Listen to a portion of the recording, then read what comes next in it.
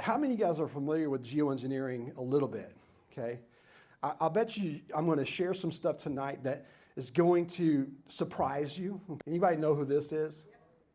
Oh, you guys are smart. Actually spray sulfuric acid in the stratosphere 20 kilometers over our head and use that to stop the planet warming up in a kind of ugly tech fix. You can spray something into the atmosphere to change. Spray pollution into the atmosphere to stop it warming. How do you do this? You'd start with a fleet of modified business jets and say 20,000 tons of sulfuric acid into the stratosphere every year. And each year you have to put a little more. And this doesn't, in the long run, mean that you can forget about cutting emissions. We will need to rein in emissions. We'll get to it eventually. But in the meantime, we're shrouding the Earth in sulfuric acid. So people are terrified about talking about this because they're scared that it will prevent us cutting emissions. Right, and also that it's sulfuric acid. We put 50 million tons of sulfuric acid in the air now as pollution, and it kills 1 million people a year worldwide. Okay, but it'll be better if we put more in. We're talking about 1% of that. 1% more, we're just killing 10,000 more people. You can do math. What happens to the sulfuric acid after it's sprayed? Does it just stay up there? No, it rains down, but it's a tiny addition to what we're already doing. Is there any possible way this could come back to bite us in the end? It actually turns out to be an old idea. This was known since President Johnson. You ever look at those planes up there? They have contrails behind them. Maybe all those planes with the contrails, maybe they're actually spraying chemicals into the atmosphere right now and Uncle Sam isn't telling us. Seems extremely unlikely. That the United States is not telling something to its citizens? That seems extremely likely to me. Seems like Stephen Colbert is red-pilled there at that very moment, but he went right back to his blue pill. But, you know, it's almost the arrogance that when we talk about the World Economic Forum and Davos, and arrogance is the first word that comes to my mind when I think of the people who go there and talk about our future, the future of the world, like we don't exist, we don't get a vote, right? That's their plan for the rest of the world. You guys know, based on the things you've heard from their own mouth, they don't hide it. They just come out and say it. That's what's crazy. They just come out and say things, and so many people just still don't believe it, right? And so the way he says we're going to kill 10,000 people, it's laughing at. And that's not the only video you'll see. He's kind of joking about it there, but there's other videos where he says the same thing. And he says, we don't take that lightly, you know, but we're hoping it's going to save more people than kill.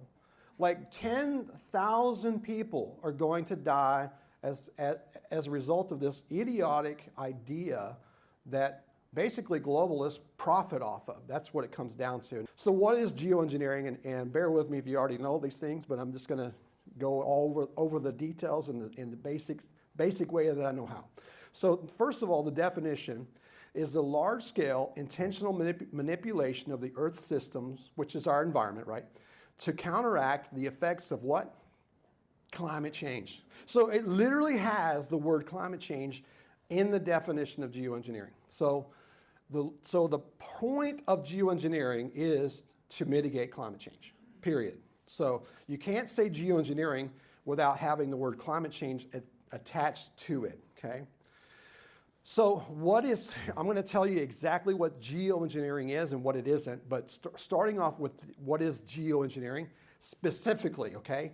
So stratospheric aerosol injection, that is exactly what the guy on the screen there said. I'll introduce you to him in a minute, but stratospheric aerosol injection, and that's a picture of the plane right there with the things coming out of the back of it. And that is in the stratosphere, okay? Let me explain where the stratosphere is. Stratosphere is very, very high. It is miles up in the sky. So the first thing that we see is the majority of commercial aircraft are in the troposphere, which is a lower altitude, probably up to about 60,000 feet, okay? Above that is the stratosphere, so way up high, okay? So they're talking about spraying the stratosphere with these particulates and to basically reflect sunlight back in outer space, okay? The other part of solar radiation modification is marine cloud brightening, and that's from the boat down there. And that's another method where they put salts into the atmosphere. And then we have something called cirrus cloud thinning, okay? And so that's what solar radiation modification is, and that is geoengineering right there. Now, there's also weather modification, okay, which is a different category, okay? similar, but it's a little bit different in the fact that different types of things. So let me give you the definition, and that is the intentional manipulation of the atmospheric process to alter specifically the weather. So the first one, geoengineering, is to block out the sun and to basically lower our temperature. And this, weather modification, is to change the weather, okay? So when we have bills, we talk about both. We say we're going to ban geoengineering and weather modification. That way we cover it all, okay? So what is weather modification? Now this goes way, way back, and many of you are probably more familiar with the term cloud seeding. And this is one of the things, if you know of a meteorologist or pilots, they love cloud seeding. They've been around for decades, right? But it's a form of weather modification. It's weather manipulation. And it really goes back all the way back to LBJ days. They actually used this type of weather modification as a weapon in the Vietnam War, okay? And you can research that, more information about that, and it probably goes back even further than that. Another form of weather modification that is concerning to us is electromagnetic radiation. I'm not going to get into that, so there's too much other things to talk about tonight. That is also, in my opinion, part of weather modification that's happening and something that should be of concern to everybody, okay? Now, what about chemtrails, right? We heard that word a couple times already. This is my house, and that's chemtrails, okay? That's what got me into this right here, because I'm standing on that back porch going, what is going on? This is crazy. I love the lake, and I love sunshine, and I don't remember when I was a kid seeing this happening. And everybody that opposes this, they say, oh, it's always been happening. Like, I don't remember it. So you're calling me a liar, I guess, because I don't remember seeing it ever in my life until now. So I researched that and I found out why. So, all right, moving on. We're going to come back to that. I said we're going to come right back to the chemtrails. So who's behind geoengineering today? Like, who are the leading scientists today? Dr. David Keith is the man that you saw in the video with Stephen Colbert. You can't really look up geoengineering and not see David Keith. And he's basically the leading scientist behind geoengineering. He's also the professor of geophysical sciences at the University of Chicago. And he has a book, which you saw in the video as well, The Case for Climate Engineering. And so he proposes, as you saw, using sulfur dioxide pollutants. He even calls them pollutants. And it turns into sulfuric acid in the stratosphere. Now, here's what they say that they're trying to mimic, and this blows my mind. Because any environmentalists, these are supposed to be environmentalists, right? The same people. I've always thought that when a volcano erupts, that equals bad for the environment, right? Isn't it? I mean, am I going crazy here? Because I'm trying to figure out, wait, volcanic eruption, bad, right? No, they seem to like that. Because what they saw in 1991 when Mount Pinatubo erupted in the Philippines is that it lowered the temperature. But I'm like, yeah, but all this soot is coming down and killing people on the ground, but it lowered the temperature, and we like that. So these people aren't normal. They're not rational. They don't think like normal people. This is World Economic Forum type people. Now here's another name. Now I could give you names all day and all night, but I'm just going to give you two. And the next one is Ken Caldera. And Ken Caldera is directly associated with Bill Gates. He's an American atmospheric scientist at Stanford. He's a senior scientist at Gates Ventures. In 2007, he began advising Bill Gates on the climate change issues. In his 2006 end-of-year blog post, Gates referred to Caldera as my amazing teacher, which means evil, okay? That's my, I call things like they are, right? His areas of research include intentional climate modification, okay? So are they the first ones? No, you got to go way back to these guys, and maybe even before, but these are the ones that I found to be some of the pioneers of this.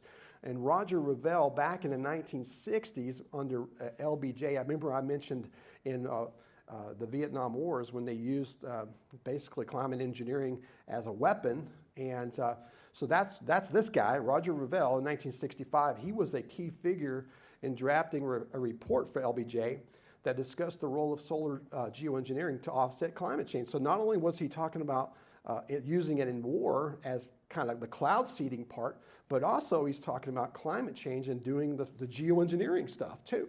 So this goes way back then. And then Thomas Schnelling in 1980, he chaired the National Academy of Sciences Committee, whose report, Changing Climate, addresses the potential of solar geoengineering, okay? So that's the people. Now, question, is the US government involved in geoengineering and weather modification?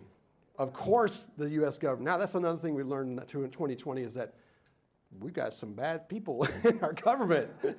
I'm sorry, but I started figuring this stuff out. I'm a late bloomer, I guess. But in the Biden White House, if you go to the bidenwhitehouse.archives.gov and search for the congressionally mandated research plan and initial research governance framework related to solar radiation modification. It is a plan that was implemented in the Biden White House to do exactly what we've been seeing right there. And if you look into that report, it actually gives even pictures of planes that they will use to disperse these substances in the stratosphere. So it's not hiding, it is US research aircraft. This is proof right there, okay? The government is involved, and we have much more proof too.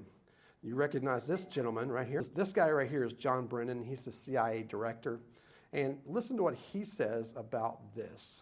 Another example is the array of technologies, often referred to collectively as geoengineering, that potentially could help reverse the warming effects of global climate change.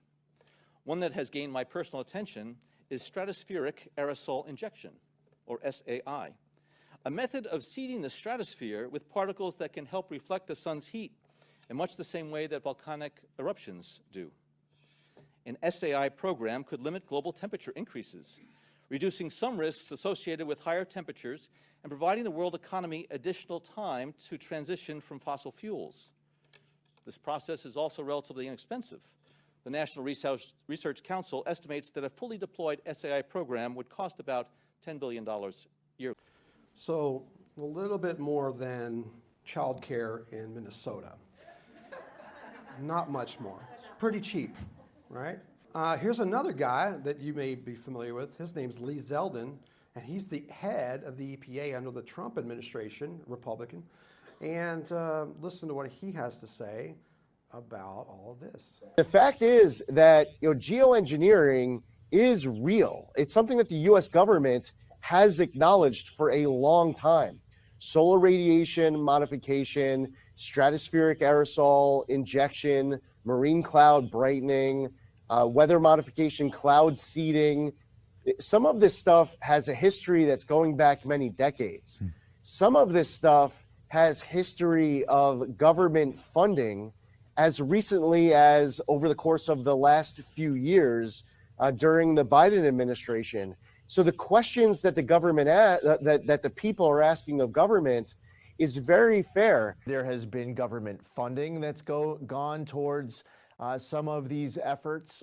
There are entities and people who would want to drastically scale these activities up. I agree with you with your concern just with the idea of playing God.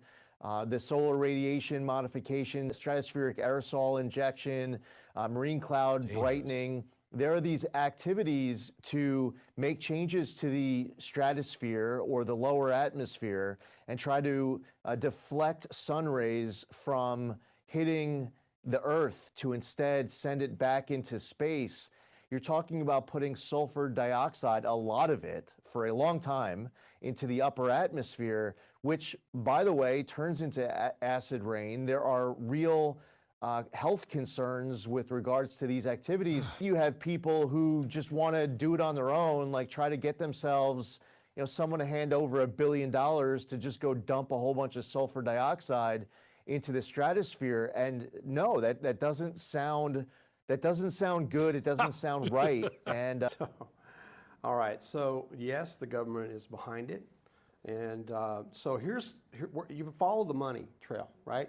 So this is called the U.S. Global Research Program, okay?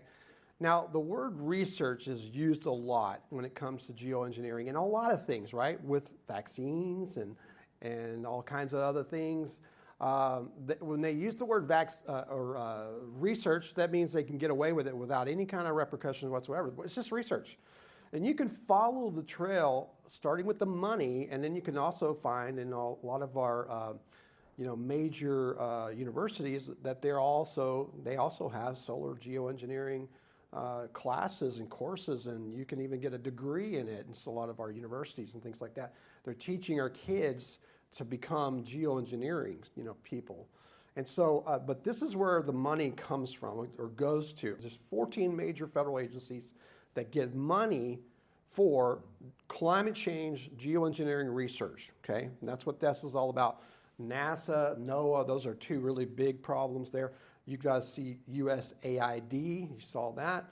And just a lot of these FAA, I mean, that's where the money is, okay? So what do we do about it here in Missouri? Because what can we do? Dude, a guy like me standing on the back porch, come on, I'm gonna stop this.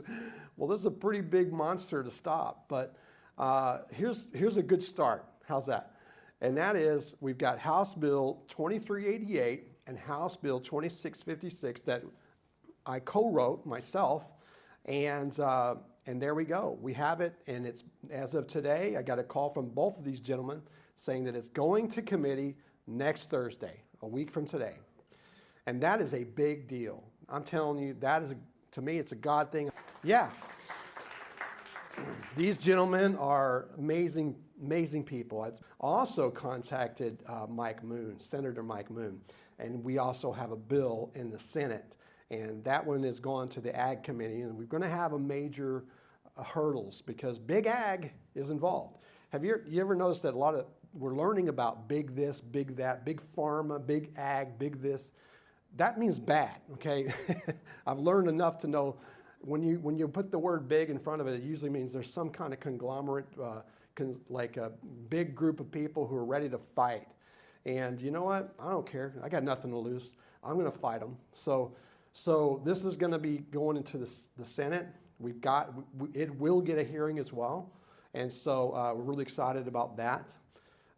So we have those. And I'm just going to show you a quick video of this was last Thursday. All right, today I'm at the state capitol of Missouri, and we're working on banning geoengineering. We have House Bill 2388 with Representative Steve Jordan, and we also have House Bill 2656 with Burt Whaley. This is a real thing. It's been happening for several years. I filed a bill last year. It didn't go anywhere. So we had a lot of traction this year, lots of publicity, and we appreciate everything you've done. Senator Mike Moon actually had a Senate bill now and to stop geoengineering weather modification in the state of Missouri. And thank you for spearheading this. I'm grateful for you guys, to you for taking this on, and hopefully we can be a help of getting something passed in Missouri and get this stuff stopped. It does take a partnership between the public, absolutely. And we have the public support. Listen, we have millions of people literally watching us, and we mean business, right? We really want this stopped, and we want to protect our environment. We want to protect our water, our soil, and our weather. Yes. And we don't want people, globalists, changing our weather patterns and things like that. So thank you for what you're doing, and we're here, folks. We're getting this done, and we need your support now more than ever. Go to mocleanskies.org and find out how you can get involved. I told you I would come back about the chemtrails, right? That, again, this is what got me started. Now, have you noticed that this is a pretty controversial topic? I'm sorry I got a lot of videos. I'm a video kind of person, but watch this one. Chief Climate Correspondent Ginger Z debunks climate misinformation and answers your weather and climate questions. And today, Ginger's here to talk about contrails. Those are the line-shaped clouds in the sky, sometimes formed by planes. And Ginger, there's a lot of speculation that these are more than just something left by planes because of humidity. So can you walk us through this? Yes. Unfortunately, we've seen a growing number of people think that this is not a contrail, and they call them chemtrails. It's a conspiracy theory that started years ago as a fringe group on the internet, but against simple, explainable science and all odds, it has grown into a monster that needs to be explained away for good. Oh, look, it's a bird, it's a plane. Nope, that is a contrail. That line in the sky left behind by an airplane, it's just the exhaustive one. Kind of like the condensation when your breath shows up on a cold morning. But in the last few years, many people have bought into the conspiracy theory that those lines in the sky are something more dangerous. Like this person on X who wrote, "Hey Ginger Z, if you're gonna talk about modification of our weather, why don't you clue your audience in as to why they now do this in Arizona every day? And don't come at me with contrails." But those are contrails. We're never going to convince these people. I don't know, when they say when you breathe and it's cold, I don't make a cloud when I breathe. I mean, I see it, it dissipates quickly, right? So we're never going to agree with these guys. But I'm going to bridge the gap a little bit, and some of you are going to walk out on me maybe, because you're so people are so committed to this side because they saw the documentary and they saw this and they've been told this. I'm here to tell you the truth and nothing but the truth, so help me God, okay? I've started researching it for myself, and I'm going to teach you how to research it, okay? First of all, not a normal contrail, okay? How about that? Nothing normal about this. Something is going on and something has to be done about it. So is this stratospheric aerosol injection, though? It is not, okay? That's where people get confused. It is confusing, because you just saw the dude talking about how they're spraying the stratosphere. But remember, the stratosphere is miles in the sky. You don't see those planes. You won't. You can't see those planes. The troposphere is where all these chemtrails are at, which is about cruising altitude. It's about 20 to 30, 40,000 feet, okay? That's a fact, okay? Now I'm going to teach you what I learned myself from doing my own research. Very simple. I downloaded a flight tracker app on my phone, and that did it. That changed my life, okay? Simply because I didn't have to guess. I was being told all of those planes were chemtrails, and I still say they are chemtrails, but I thought they were stratospheric aerosol injections.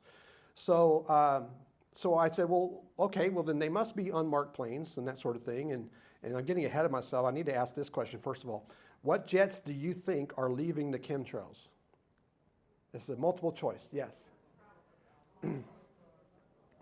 Raise your hand if you think it's unmarked planes. Okay, 1, 2, 3, 4. How about military planes? Hey, you can't raise your hand twice. Yes, you can, because there's an option D. All right, how about C, commercial aircraft? Wait, some of you aren't voting at all. How about D? Okay, there we go. You guys, you got to have it all. Yeah. All right, so I'm going to go back one screen here, and that is download. This is just the one I downloaded, and it changed my life because I started looking up there, and I go, whoa, not what I was expecting. What I was expecting is, because every time I saw these things, I was literally like losing my religion every time I looked up, and I was thinking, how dare these people get in their plane and start spraying me? And some days I see them, some days I couldn't explain it. So I found out that I was super surprised to find out that 90% of those were commercial aircraft. Watch this. Look at this, man. They are going nuts today. So disgusting.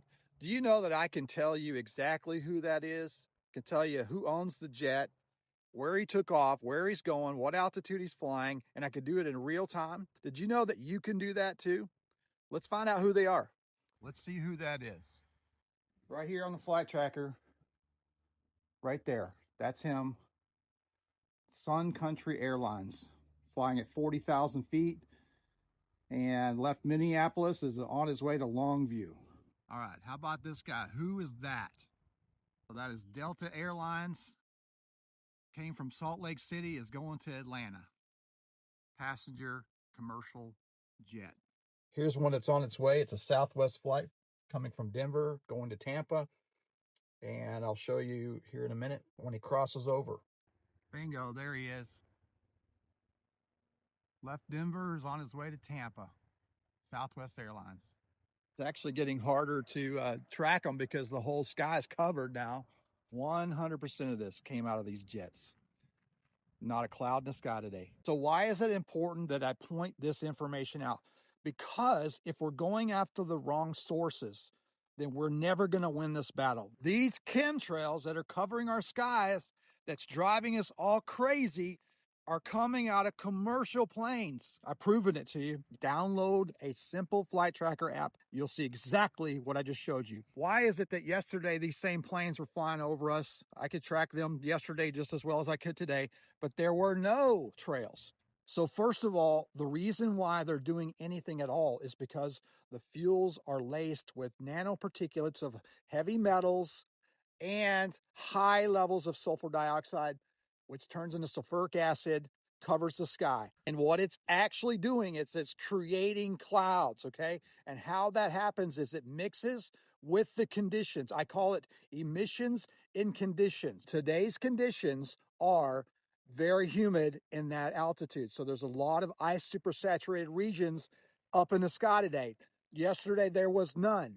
So yes, the conditions matter.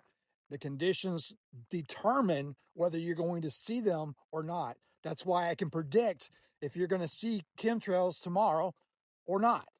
But what is actually causing these things to cover our sky and to turn into clouds, what they call cirrus clouds, is heavy metals and high levels of sulfur, just like I said before. So when these planes go through these ice supersaturated regions on these certain days, all of this crap that's coming out of the emissions is what turns into these clouds. Cannot have a vapor unless there's something for it to hold on to. And those little particulates is the something. So is this geoengineering? Yes, it is. And the reason is because the FAA is using this cloud cover to mitigate climate change.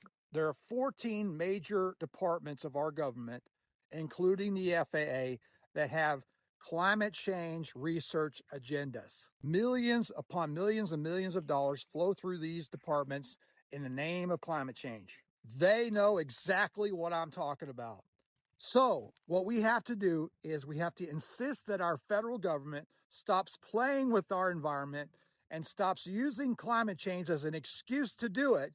And we need to get the EPA and the FAA to clean up the fuels and to stop routing planes through these ice supersaturated regions with the intent of blocking out our sun. It should be the most aha moment you've ever heard about this. Let me tell you, this is the truth. Stop believing these crazy people who keep saying everything's being sprayed out of nozzles. They're leading you astray.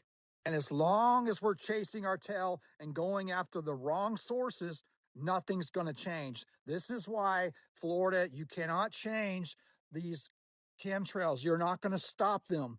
You're stopping stratospheric aerosol injections. I'm writing legislation in the state of Missouri, in the House and in the Senate, to stop stratospheric aerosol injections. But that's in the stratosphere. That's miles up in the sky. You cannot even see a plane in that region. We're talking right now about the chemtrails that we're seeing down low. This is so very important that we understand this. People get so caught up in the semantics saying, well, it's got to be all spraying out of nozzles and you're wrong and you're compromised. Let me tell you, I don't care about whatever you want to say. But listen, all I care about is the truth, and I want to stop this. I'm sick of these chemtrails. I'm sick of seeing them. They call them contrails. Whatever, call it whatever you want. I want them to stop. So are you with me or are you not? Get on board and let's get this done. Why do I call this geoengineering though? Okay, because if you go back to the original definition, it fits that definition. Let me explain to you, why do I think that this is being intentionally done by the FAA and our government and all this? But I'm talking about the actual chemtrails that are coming out of commercial jets. Not just commercial jets. You were right when you said D, all the above. Every jet. And you might see, you're probably going to even see a bigger trail coming from a military plane because they have JP-8 fuel, which is laced with tremendous levels of aluminum, barium, strontium, sulfur dioxide, and every major metal known to mankind coming out of those engines, okay? And I can talk to you about exactly when that began. It began back in 1996 when they changed the fuels over, and we can talk about that, but I have to kind of minimize things. So let me read this to you if I can. So this is a patent. Now, just because the patent doesn't necessarily mean it's being implemented, but it is telling. And this is a U.S. patent from 1991. It says, one proposed solution to the problem of global warming involves the seeding of the atmosphere with metallic particles. One technique proposed to seed the metallic particles was to add the tiny particles to the fuel of jetliners so that the particles would be emitted from the jet engine exhaust while the airliner was at cruising altitude. Wow. Or how about this one from 2009? A potential delivery mechanism for the seeding material is already in place. The airline industry. So, you know, somebody had this idea way back before now, and let's take a look at what kind of metals are detected in jet exhaust. Pretty much every metal known to mankind, right there, okay? Major levels of all of these things, okay? So there's going to be debate on why is it coming out of the emissions? Is it really in the fuels? Is it not? I got tons of information on my website that says, yes, it's in the fuels, number one. It's also in fuel additives. And even if it wasn't in there, and yes, you can put, they go, you can't put metals in fuel. Yes, you can. These are nanoparticulates. Do you know how, it's microscopic. It's almost, it is liquid. In fact, aluminum makes the engine burn hotter. There's a purpose in using aluminum in jet fuel to make it burn more efficiently. This is facts, okay? So yes, it is. And even if there weren't any metals, there is high levels of sulfur dioxide. And I'm going to share with you something that I recently came across. Last week, I was filling up my diesel truck with with diesel fuel. And I saw this thing, you know, you guys ever pay attention to these things? I don't always do it, but at this time I was like, this is a really good learning point for my legislators. I'm going to send this to them because I was telling them about sulfur in jet fuel. Did you notice that the number one, material that the climate engineers, the climate scientists want to use was sulfur, okay? So that should be the thing we should look at. So look at this. So we all know that the EPA puts very, very strict regulations on diesel truck fuel, okay? Not only do they do that, but they also have to add the DEF. How many of you guys have a diesel truck, or have you had to add the DEF fluid? It's an inconvenience, and but it's for the environment, right? So, okay, fine. So the rule or the limits that the EPA puts on for diesel fuel is what? 15 parts per million. That is very, very low. Do you have any idea what the limits are? Well, now you do, in airlines. Why in the world, if diesel trucks are on the ground, but these planes are already up there, and they're able to put 3,000 parts per million. They have no regulations whatsoever on airlines. Now, do you think that that's on purpose? How could it not be? This is a fact, and guess who knows this? Lee Zeldin at the EPA, he knows this. Guess who else knows it? RFK Jr. knows this. And a lot of it now is coming out of the jet fuel. Yes, so, you know, those materials are put in jet fuel. Okay. These people, that's why they're saying things that you go, wait a minute. Like when I heard Lee Zeldin talk about contrails, he kept saying the word contrail. I'm like, oh, he's compromised. But now I get it. He's talking about the chemtrails, but they call them persistent contrails, right? Because he knows it's not spraying from nozzles, but it's actually exhaust turning into cirrus clouds. Guess who the meteorologists know about cirrus clouds? They know that they're man-made coming out of jets, right? They do. So what effect does all this have? Look at this, 100,000 flights per day globally, 8 million barrels of fuel per day. Think about how much sulfur dioxide that is. Every plane is emitting high levels of metal, sulfur dioxide, and other pollutants. There's a thing where, did you know that Mexico, the whole country of Mexico, banned geoengineering? When David Keith heard this, he's quoted as saying, "Ha ha," he laughed, because he says, you can't stop that. And he said, why not? Because it's coming out of commercial aviation every day. So he knows this. He knows it. It's happening. And they're using it for climate change mitigation, okay? So what about the FAA? Dr. Rangasai Halatori, he manages the Aviation Climate Change Research Program. Yes, you heard that right. The Aviation Climate Change Research Program at the FAA. See, it's kind of like a woke thing, like a DEI type of thing. Every major part of our government has climate change departments, okay, where everything is run through climate change and mitigation, okay? And he's on record in writing. I have a friend of mine that has a copy of this because he's the one that asked him for it. And he admitted in writing that they are intentionally managing and controlling the amount of cirrus clouds that are in our atmosphere, because he says, quote, we want more contrails cirrus by day and none by night.